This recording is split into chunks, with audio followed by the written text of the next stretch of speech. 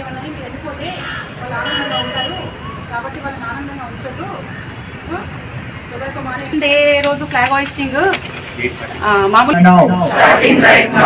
I will not use cigarettes, hookahs, cigars, electronic cigarettes, chewing tobacco, or any other form of tobacco.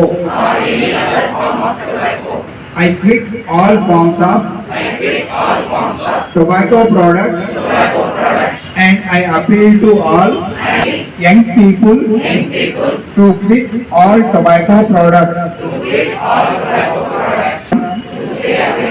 Second-hand smoke, because I know it can have a negative impact. Model for my friends and family, and I will encourage them to never, I know, decide to quit. I will fully support and encourage them.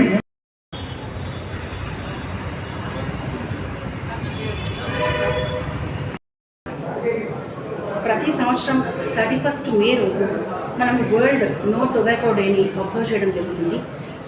ఈ world no tobacco day ఈ అబ్జర్వేషన్కి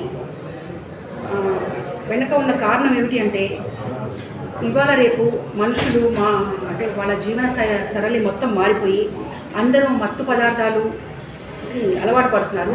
so first నుండి మనకున్న మత్తు పదార్థం ఏమిటి అంటే tobacco, పొగాకు. First నుండి ఆ పొగాకు, ఈ ధూమపానం వాళ్ళు చెప్తూనే ఉంటారు, ప్రతిసారి కూడా టీవీలలో యాడ్స్లో ఇస్తూ ఉంటారు, ధూమపానం నిషేధం నిషేధం నిషేధం. కానీ ఎవరు దాన్ని మానట్లేదు.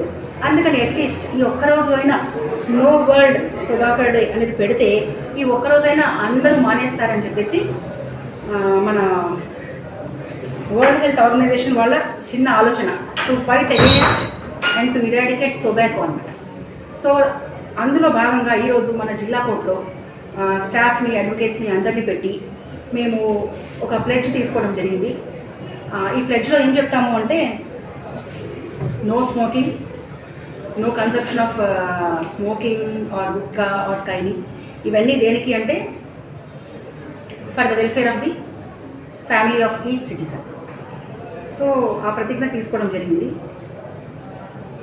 కాబట్టి నేను కూడా ఈ వరల్డ్ టొబాకో డే సందర్భంగా మా జిల్లా కోర్టులో ప్రతిజ్ఞ చేయించడమే కాకుండా నేను వనపర్తి పట్టణ ప్రజలందరినీ కూడా కోరుకునేది ఏమిటంటే, దయచేసి ధూమపానానికి, చెడు అలవాట్లకి దూరంగా ఉండండి. తద్వారా ఏమిటంటే మీ ఫ్యామిలీ హ్యాపీగా ఉంటుంది.